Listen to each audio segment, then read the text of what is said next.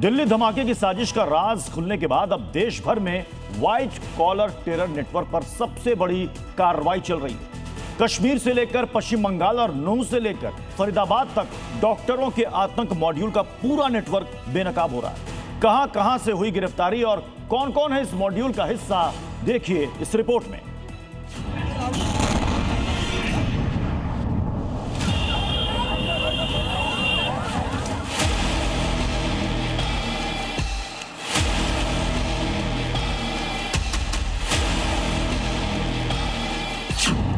UP, Bengal, Haryana, आतंकियों का ठिकाना।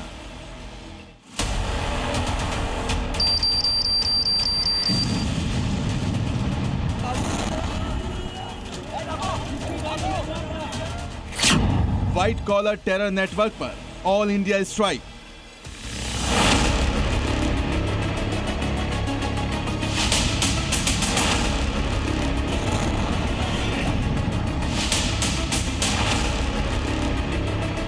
दिल्ली ब्लास्ट की साजिश डिकोड करने के लिए सुरक्षा एजेंसियां फुल ऑन एक्शन में जुटी हैं। अब तक दिल्ली धमाके की साजिश के जो तार जुड़ रहे हैं, उनका दायरा कई शहरों तक फैला है। आतंक के डी गैंग पर स्ट्राइक का जो सिलसिला सहारनपुर में डॉक्टर आदिल की गिरफ्तारी से शुरू हुआ था, वो अब देश के अलग अलग हिस्सों में फैल चुका है।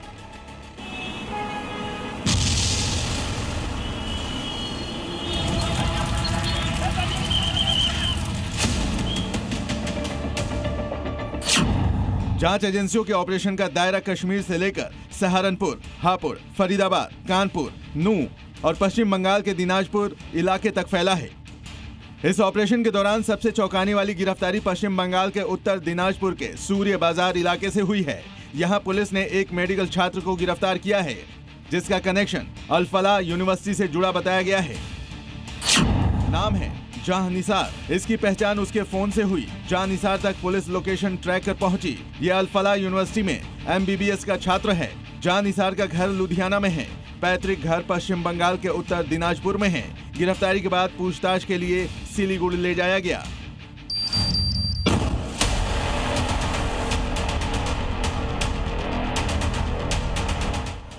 दरअसल सुरक्षा एजेंसियां देश भर में ताबड़तोड़ स्ट्राइक कर रही हैं, ताकि फरीदाबाद टेरर मॉड्यूल से जुड़े हर आतंकी डॉक्टर को शिकंजे में ले सके। रडार पर हरियाणा का नूह भी आने लगा है। नूह वही इलाका है जहां से विस्फोटक बनाने के लिए फर्टिलाइजर खरीदे गए थे और इसी इलाके से एक और डॉक्टर को हिरासत में लिया गया है। डॉक्टर मोहम्मद अल फलाह यूनिवर्सिटी में इंटर्नशिप कर रहा था और चीन से MBBS करके आया था। मोहम्मद 15 नवंबर को यूनिवर्सिटी में ड्यूटी ज्वाइन करने वाला था, लेकिन उससे पहले ही दिल्ली में ब्लास्ट होने और उसके तार नूह से जुड़ने के बाद एजेंसियों की नजर उस पर पड़ गई। एजेंसियां उसके घर पहुंची और उसे हिरासत में ले लिया गया।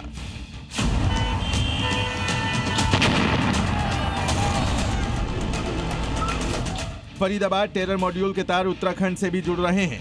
खुलासा हुआ है कि डॉक्टर शाहीन जिन लोगों के संपर्क में थी, उनमें से कई लोग उत्तराखंड के भी रहने वाले थे। दरअसल उत्तराखंड की सीमा सहारनपुर से लगती है और सहारनपुर से ही डॉक्टर आदिल अहमद की गिरफ्तारी हुई थी। ऐसे में सुरक्षा एजेंसियों को शक है कि उत्तराखंड में भी फरीदाबाद टेरर मॉड्यूल एक्टिव हो सकता है। लिहाजा अब सुरक्षा एजेंसियों की रडार पर उत्तराखंड भी है।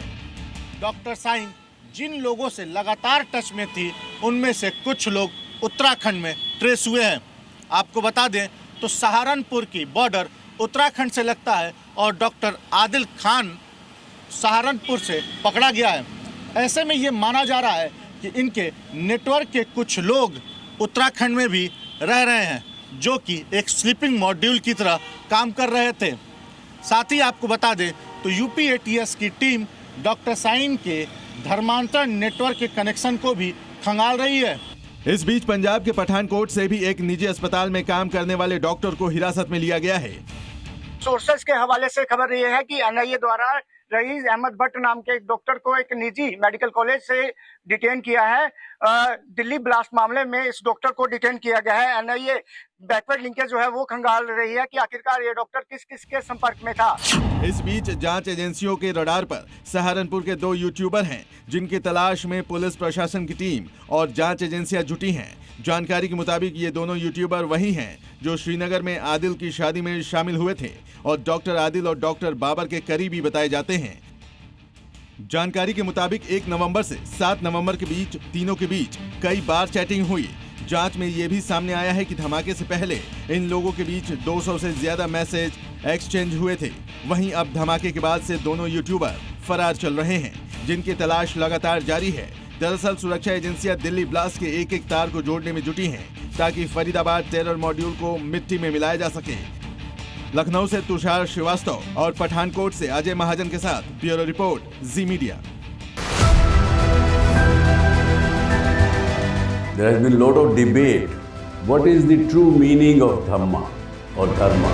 आत्मा और परमात्मा के बीच सनातन सेवा का संबंध कायम रहेगा, इसी को कहते हैं सनातन धर्म। Whenever you believe in something, your belief system that works, and then the nature helps. Things may change in my life, but this relation will never change and no power can hinder.